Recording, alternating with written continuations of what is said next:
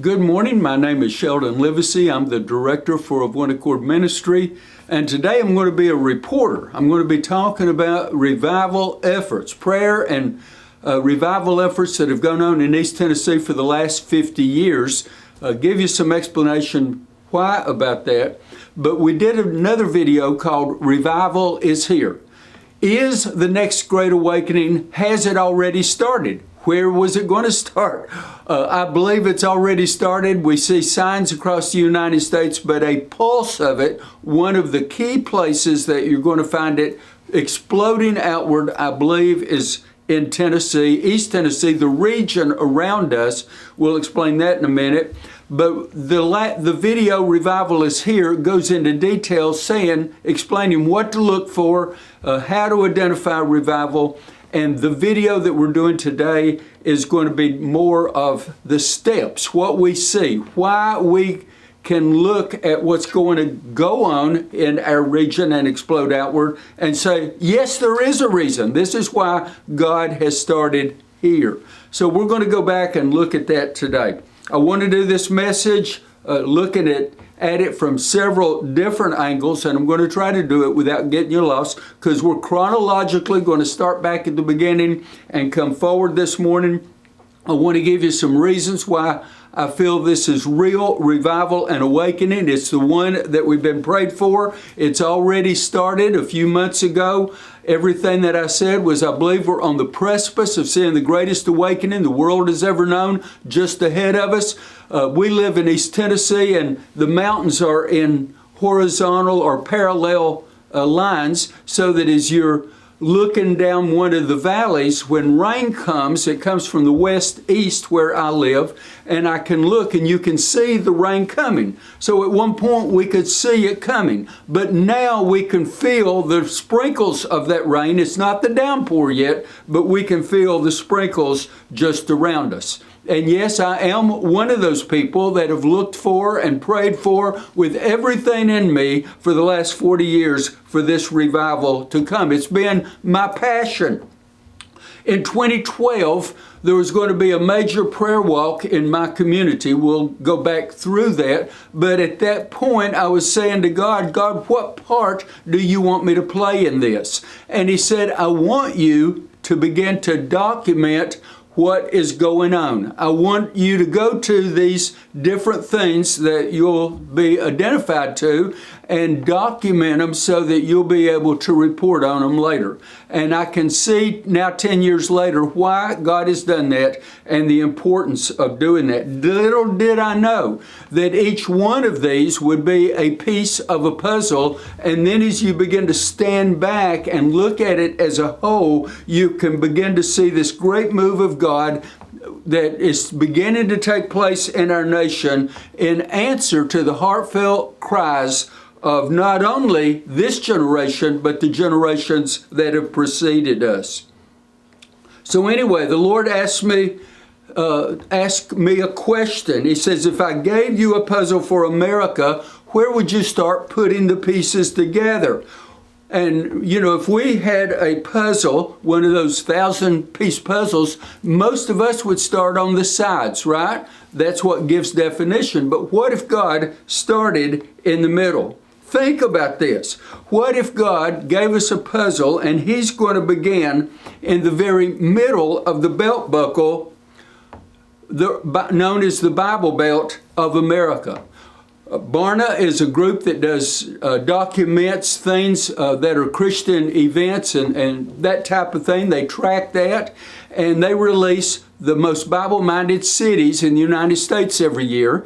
And if you look at those, some of the top ones, primarily in the top 10, you could go from Roanoke, Virginia, down to Spartanburg, Greenville, South Carolina, right in that area. And then you could go over to Birmingham, Alabama, back up to Louisville, Lexington, Kentucky area, and back over to Roanoke. That makes a square, right? Chattanooga, Tennessee is the #1 most Bible-minded city in the United States. The Tri-Cities where we adjoin is number 3 and Knoxville was number 5, and you make that as a corridor, which means it's the belt buckle of the Bible Belt of the United States. I live right smack dab in the very center of that. So could it be that God has chosen the belt buckle of the Bible Belt to begin this move of God? Let me give you another reason. Dean Hahn is a pastor of First Baptist Church over in Morristown, Tennessee. He literally is one of these people we're talking about, a miraculous move of God to get him to East Tennessee. But something else is he's begun to identify families, about 24 families that have moved here, but they said, and this was before the pandemic, it was before people started moving because of fear of something, but he said that they said that God told them that the next great awakening was about to happen. It was going to begin in East Tennessee, and God was inviting them to join him in the work that he was about to do. How great can you get? Dr. David Cho over in Seoul, South Korea. Dr. Cho was pastor of the largest Bible church in the world at that time, 830,000 members. That's pretty good. And Dr. Cho was known as being a man of God, a man of prayer that prayed 3 hours every single day. Dr. Cho would pray those 3 hours, and people looked to him not just to be a pastor and a leader in that respect, but as a great prayer leader, someone that walked with God and knew God. And they sometime at one point asked Dr. Cho, is there going to be a last great awakening? Is God going to hear the prayers of people? Is he going to answer with a last revival that covers this earth? And he says, oh yes, oh yes. And they said, well, where is that going to be, Dr. Cho? He says, he explained he didn't know the name, but he says, I can show where God put his finger on a map, and that's where it's going to start. And friends, I'm telling you, it's right here in East Tennessee. Our region was right where he said God put his finger on the map, and where Dr. Cho put his finger on the map. So what is happening in our region that would make us believe that it could start here? Well, I've done messages where I track through this history of revival, and today I want to reword what we've talked about, and I want to do it. The last one I did was one that was done several years ago, and then I tried to update it with another one, and you've got two situations. So today it's all put together, and we're going to come together. But what would make us think that God is going to begin a revival when we're in the middle of a national turmoil? We're in the middle of COVID, when we're in the middle of border crisis and woke culture and cancel culture and socialism, Marxism pushing us at everything. It's pushing civil war in America right into the end of 2021. Where there is revival and awakening, though, we can find that great prayer has preceded that. And I believe that God has set the stage. He's allowed the stage to be set for what is going to be done next. And it's not going to be done by the kingdom of God, darkness. Satan is not going to win at the end, friends. It's going to be done through the kingdom of light. And I believe God has let the enemy push the buttons, but God is in control of what happens next. So can we track prayer and revival efforts back in East Tennessee so that we can see that there's been a history of the ground being prepared, the foundation being laid for what God is going to do here next? My granddaddy owned a milling company back at one time. They had one vehicle in the family. He and 3 sons were the ones that ran it, but they lived 4 miles out of town. So they didn't close at the same time every night, and some of the boys would have to go home to do farm chores, and that left, sometimes they would drive, and that would left my granddaddy or others, I guess it took turns, but my granddaddy very often had to walk those 4 miles back home, and many times that was 9, 10, 11 o'clock at night, and he says very often he would walk down the road, and not just one, but many places, the windows would be up, and you could hear people praying from the windows of their home. I'm telling you, that should encourage us. Men that farmed, they had their place, their secret place, up somewhere on the side of a hill. And not just at night, but other times during the day. People could walk up and down the roads, which was common at that time, and they would hear men praying loudly from the mountain, praying for the personal needs and the needs of their community, praying for revival even back at that time. Hallelujah. Isn't that exciting? The church that I attended in the early 50s had an attendance of over 500 people, had planted 27 churches locally, and it wasn't unusual to see salvations Sunday morning, Sunday night, and Wednesday night 3 times a week. We baptize literally every single week. I know that some pockets in Appalachia have been preserved a little bit longer because they didn't have the same access to cell phones and internet and television programming that the rest of the world. Most attend very fundamental types of churches in these areas of Appalachia, but they're greatly preserved, closest probably in all of America to the faith and the structure of our founding fathers. The 35-year work of this writer has been to found and to operate a ministry that operates in this poverty-stricken area of Appalachia. We've done crusades, and before a crusade, we might have weeks of prayer that preceded that in places of Appalachia. And when you have prayer before that, I've seen men and women get down on their knees on concrete floors. In Appalachia, they don't have anything fancy, just little metal folding chairs.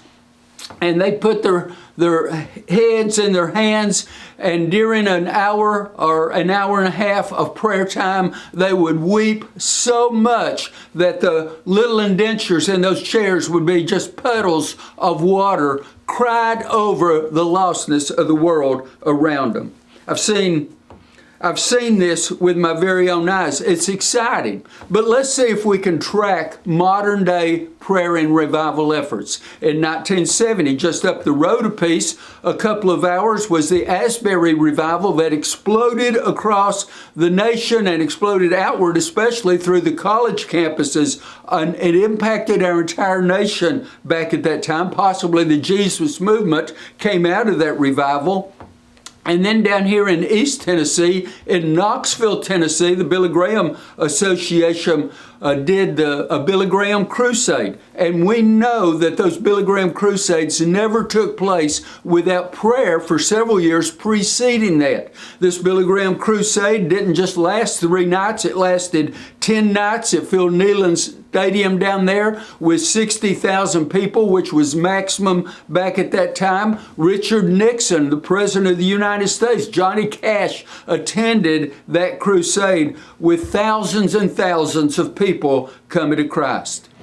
Revivals up to that time were very common in East Tennessee. Communities would come together and hold revivals once or twice a year, and it wasn't uncommon for those revivals to go on in the afternoon and at night and last 6 weeks or more. People didn't just read what they affectionately called the good book and lay it down, but they lived their lives by it back at that time in this neck of the woods, and they ordered their families and their businesses by it. In other words, it became the structure for everything that they did. Tent revivals were very common in this region. Tents, large and small, were placed out literally all times of the year that it wasn't very cold. And I can remember anytime you go to a large city, you normally would pass a community and there'd be 1 or more tents that were set up for night meetings back at that time. Somewhere between the 70s and for the most part 2000, tent revivals have still taken place, but they become more of a novelty. They're 3-day meetings or 5-day meetings. They don't last longer than that.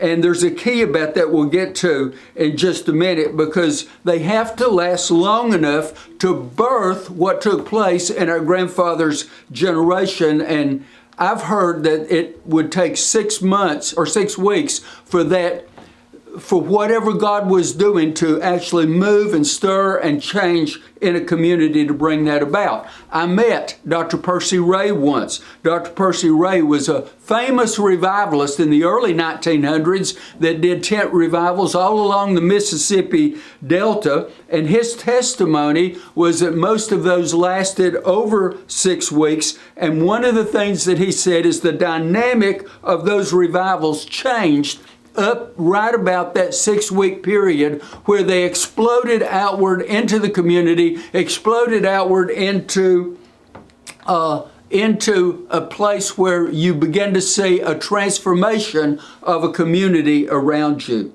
So what has happened during that time? What has happened to us as a people that live in Appalachia, that live in America? I believe the Lord showed me that it's the great American dream. We started chasing bigger, more, all of that. We're just like the little sheep.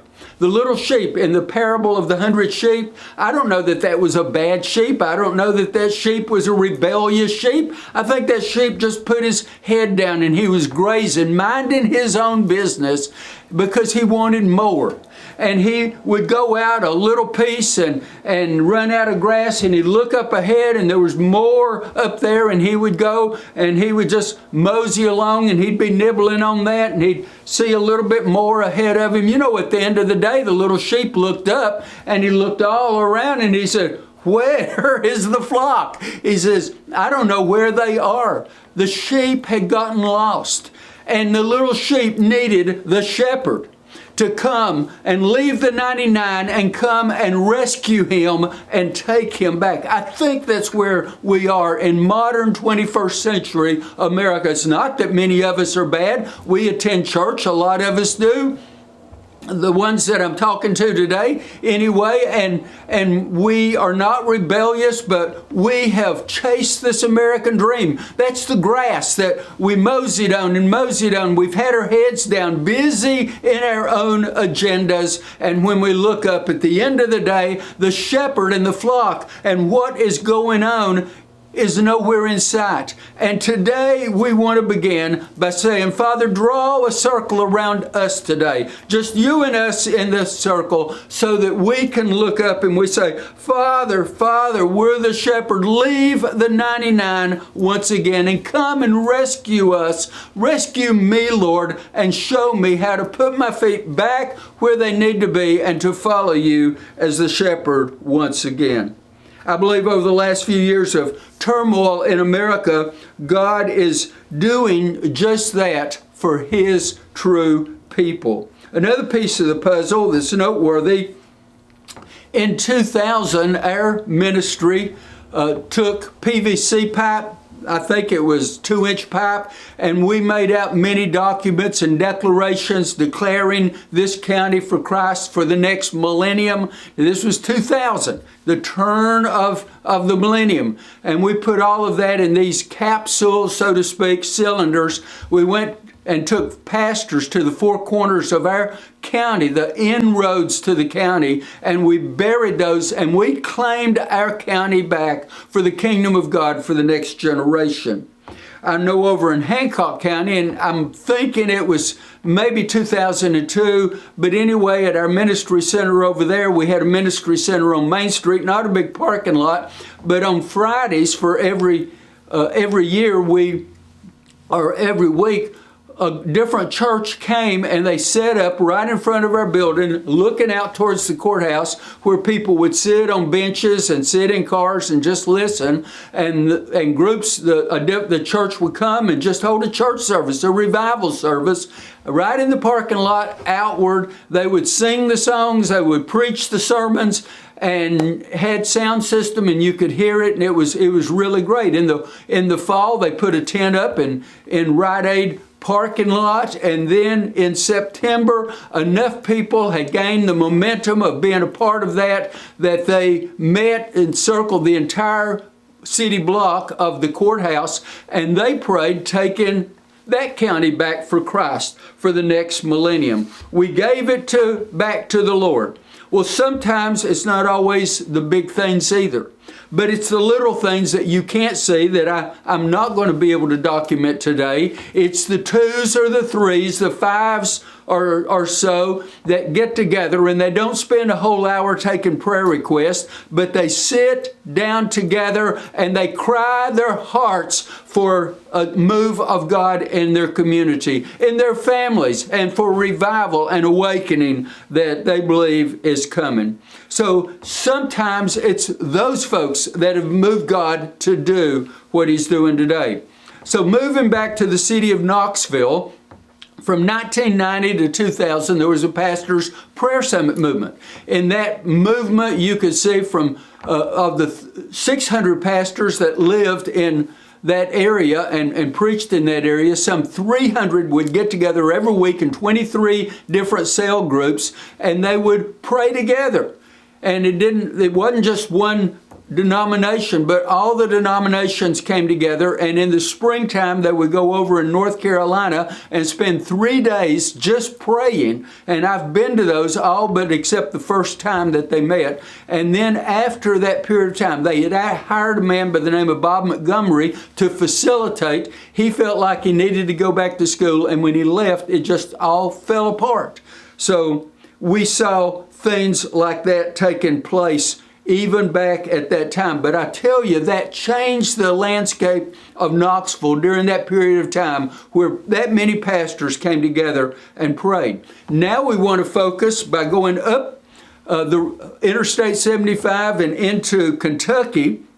From 2000 to about 2004, moms and dads crossed denominational lines crying out about the drug epidemic. It had gotten so bad that it brought people, forced them to cross those denominational lines to come together and to pray. One of the big counties that this was taking place in was Clay County, Kentucky, the 6th poorest county in the United States, they said at that time. The school superintendent stated that at first it seemed to be just what he termed the trailer park kids, the lower income kids that got addicted to drugs. But then it began to be everybody's family seemed to be infected. In fact, his daughter got addicted to meth back at that time also. So anyway, by 2004, after several years of praying already, they decided to do a prayer walk, and they wanted to take their city and their county back for the Lord. So they got together and they did a prayer walk in November of 2004, some 3,500 to 4,000 people during that time on a cold, rainy Saturday with some of the town looking on. And after that prayer walk, God began to move. They continued to pray. I need to say that. It's always they continued to pray, but God began to move. Elected officials that were corrupt got arrested and put in jail. There was a very high percentage on drug dealers that were caught by the police. 212 just in a period of time were arrested, and 97% conviction rate for those that were. An explosive new drug program was started in that county called Operation Unite that literally reached into 30 counties that caused the state to change some of the laws they did, and now nationally meets with AMA and the pharmaceutical group every year and is very instrumental in the policies that are made even at the level on a national level. All of this took place. But see, when God comes to town, many times there's a full transformation that begins to be made. It's not just in the spirit realm. So Manchester, this little town of 1900, saw 1,600 new jobs come in. Water had been so bad that they had to truck water in, and now out of those same wells where it had been bad, it's 99.9% pure, and they bottle that water and truck it out. There had been no fish in the streams, but now the streams are alive with fish, and fishermen come from all over Kentucky to fish in Clay County, Kentucky. And then there was no color in the hills. They thought it was just coal dust from the old coal mines. But now there's so much color that they've even renamed the city of Manchester to Manchester City of hope. And God didn't do this overnight. See, that's one of the things, misconceptions of revival, is we expect it to happen in a week. And if God doesn't, then we say, well, God didn't answer, and we go do something else. These people continued to pray. This was a 10-year period of transformation, but God did it for those folks because they didn't give up on Him. And then in 2011, a group called the Sentinel Group from Oregon came and did a documentary. And you can look this up. It's called Appalachian Dawn. Appalachian Dawn, look it up, and it's a documentary of the miracles that took place over this 10 years in Clay County, Kentucky. The trailer of that, 17 minutes, began to float down into Tennessee. Now, the thing about East Tennessee is those groups had already been praying as well as up in Kentucky. They had crossed denominational lines because of the drug epidemic. And in 2011, Claiborne County, that had already been praying, said, you know, we want to do a prayer walk like they did up there. We want to claim our county back.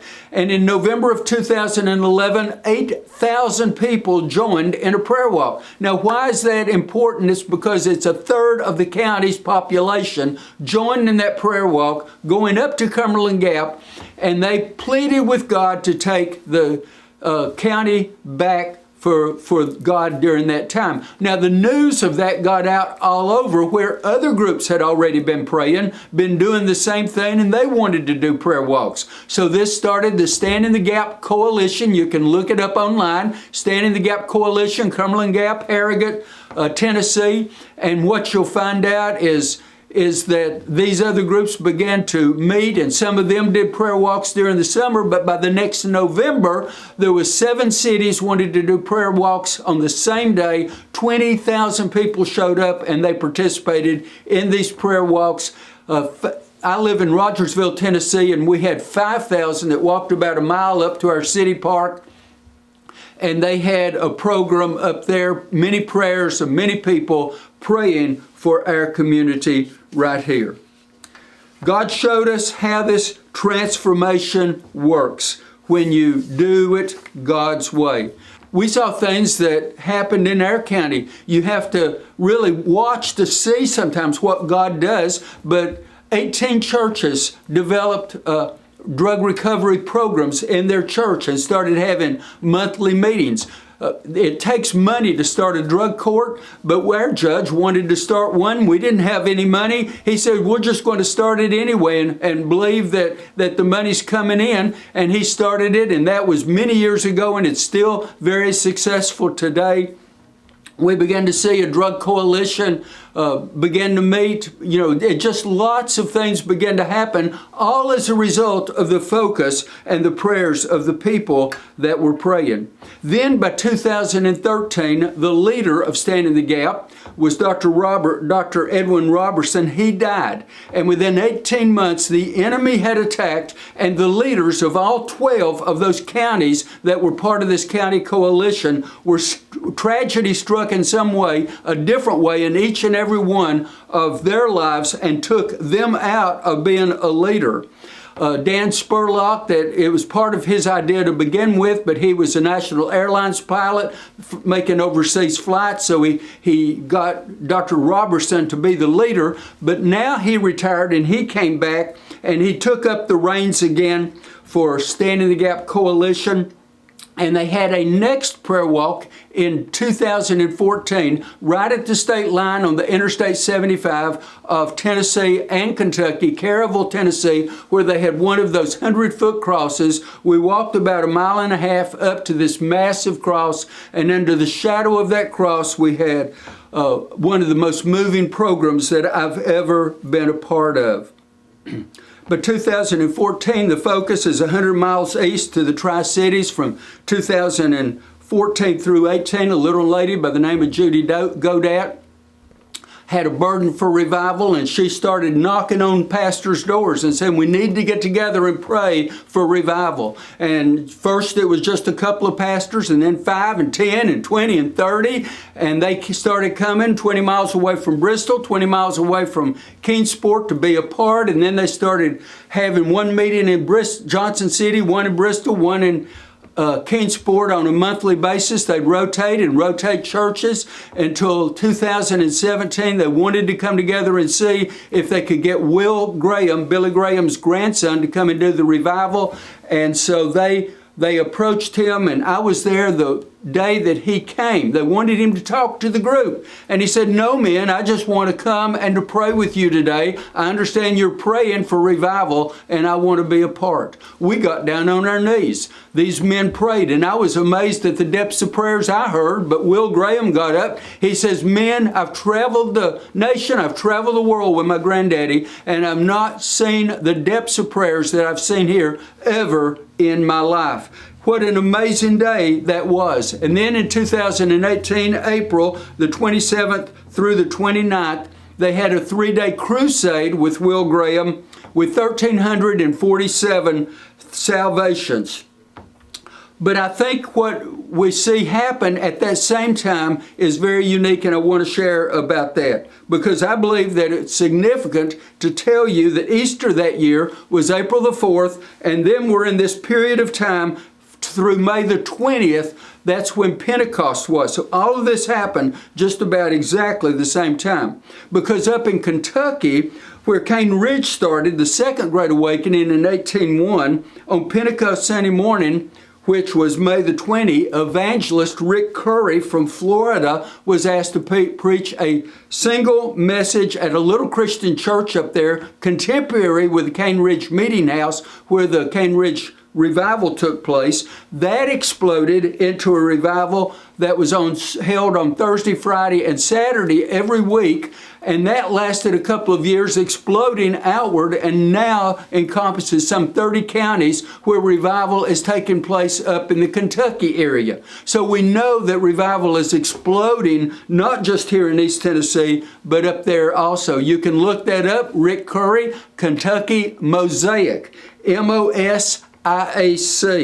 Then May 21st through May 20th, 20 miles northwest of Johnson City, a man by the name of C.T. Townsend brought a 3,500 seat tent, setting it up just off Interstate 81, and had a 4-week crusade, extended those 4 weeks, saw 500 people come to Christ, and some of those were some of the best, the highest profile people in the Bristol area. It was a very high profile tent revival. It's amazing who came to those. And then at the same time, 30 miles towards Greenville, Pastor Roger Stockton brought D.R. Harrison to do a revival. That started on April the 15th.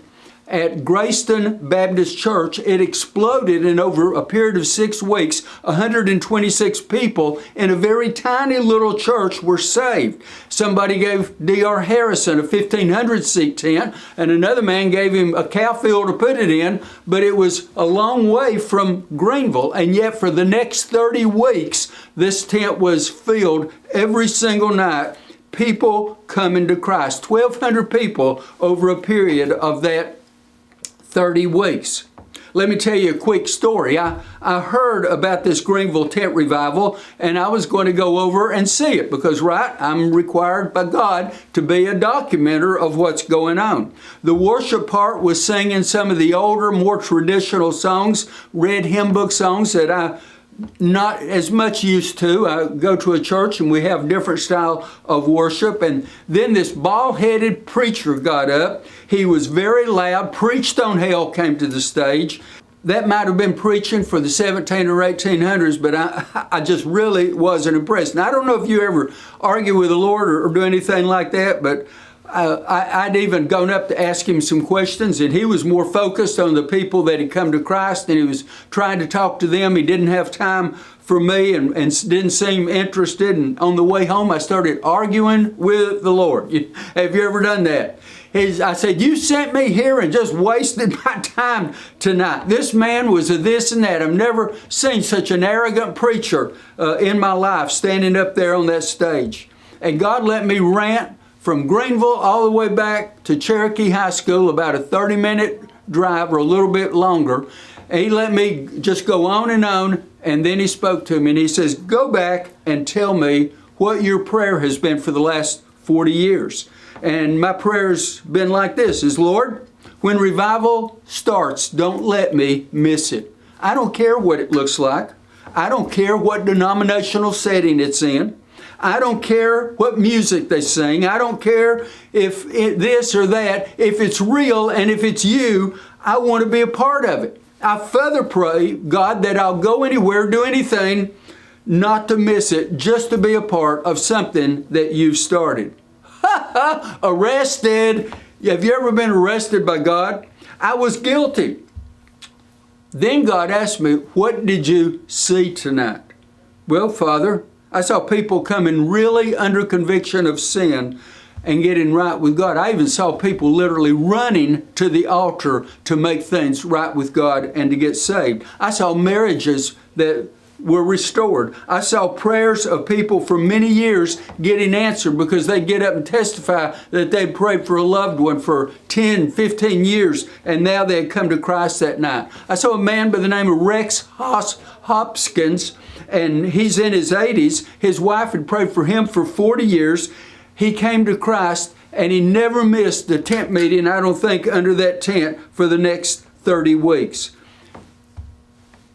I saw the signs of revival, and God told me to go back. He said, you're seeing people in their 40s, 50s, 60s, and 70s and 80s come to Christ. You never see that normally in church. Go back. So I started going back where I became a part of this revival. I saw whole families coming to Christ, people getting saved and like wrecks and not missing a night of the revival. I saw those people in their 40s through their 80s coming to Christ. To begin with, the services looked like regular services, but soon the people were clapping their hands and raising their hands to God, and some of them were running around the tent looking like and acting like wild people if you had not seen the transgression of what began to happen as God began to release fully His Spirit on that group of people. I saw people go to the front and get prayed for healing, and God healed them of what it was going on. See, what God showed me was you cannot get turned off by the package, but if you can look beyond that, the results is what counts. So it might be on the other hand, it might be more charismatic looking, but if the results are the same, what does it matter? So October ended in 2018 with Thomas Cook doing an event in the mini dome of East Tennessee State University, with thousands of people responding, nearly 300 churches attending for a day of prayer, worship, and instruction.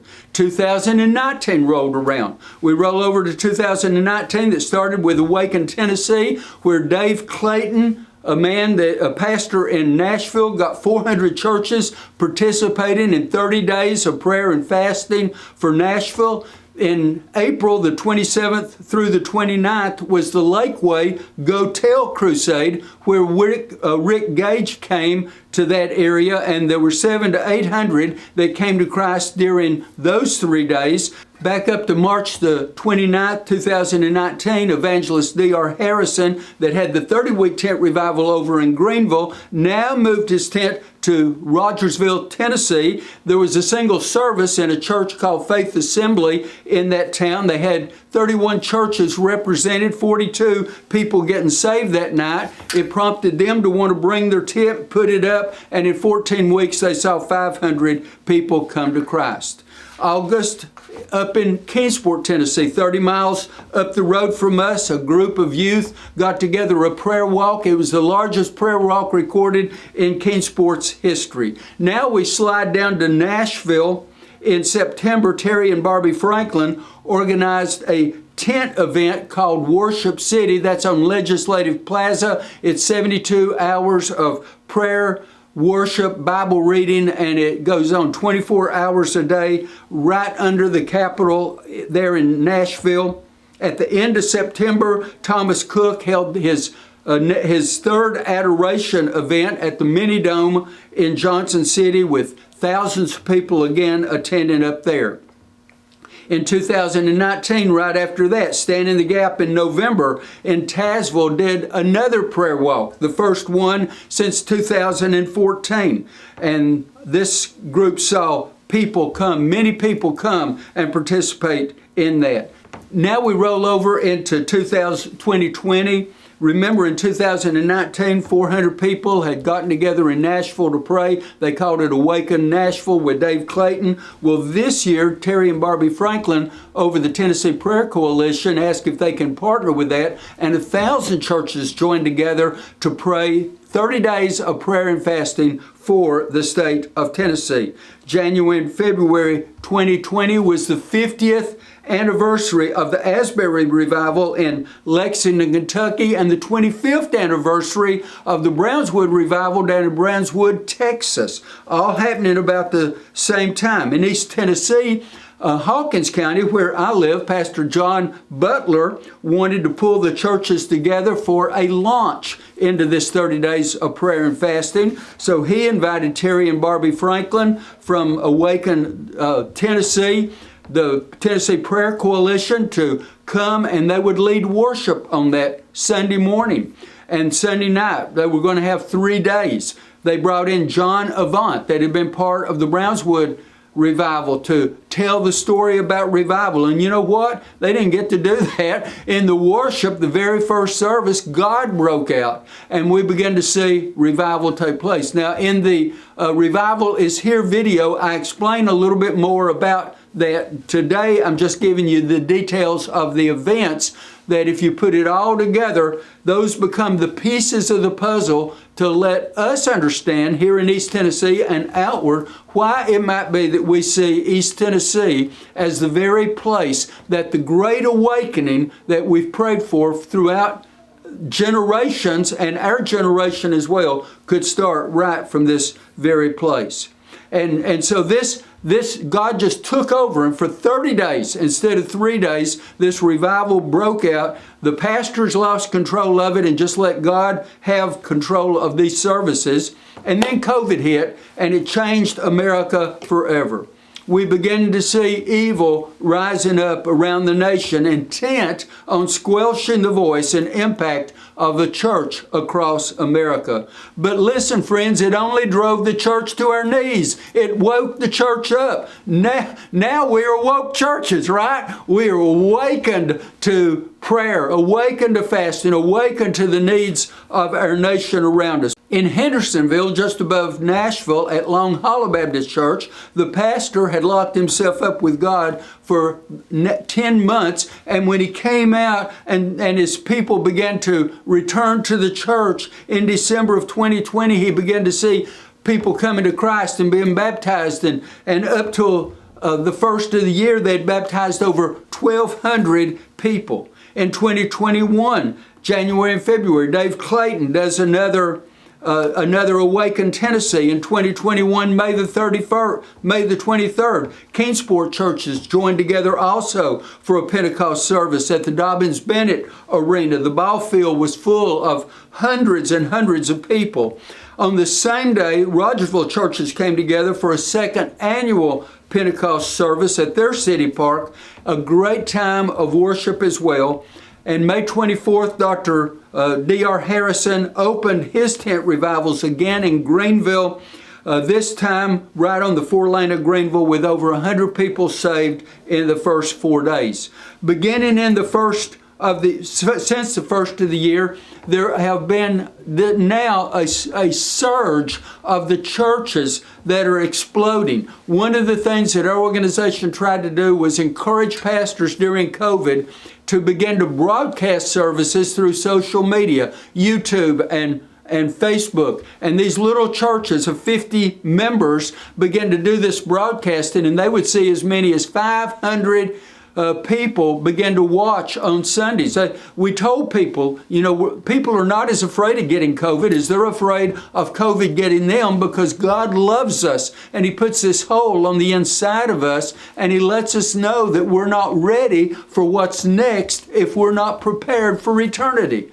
And so the preachers began to preach that. And now this year we begin to see people, churches that haven't seen a salvation in 5 and 10 years. These little mom and pop type churches, I call them. But these churches now are baptizing, seeing salvations every week or two, and baptizing regularly. Friends, there's an explosion of revival. We're beginning to see transformations of people coming back to God, getting closer to God, looking to God for things that they had tried to find out in the world. And they find that what God offers is much more real, much more vibrant, brings much more peace and joy than what anything that the world has to offer. This is what's happening. We're seeing people now called into ministry, people called into service, people getting out of the stands onto the playing field, serving the Lord in so many new and great ways. So all that we're saying today is the bottom line is revival is not coming anymore. Revival is here.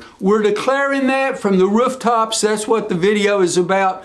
You can watch the other video that's called Revival is Here, and it's going to outline in detail a little bit more about what you're looking for, why it's easy to miss it, because it's over a period of time. It doesn't come to all the churches at once in a community, and then it starts to explode outward, and then the period of time. But it explains that so that we can help know what we're looking for, be a part of it, support it, and see it come to my church. That's God's goal, is every church is aflame with a revival that is taking place here, and we want to see it now explode across the nation of the United States. Friends, thank you for allowing me to share this morning. God bless you, and you have a great day.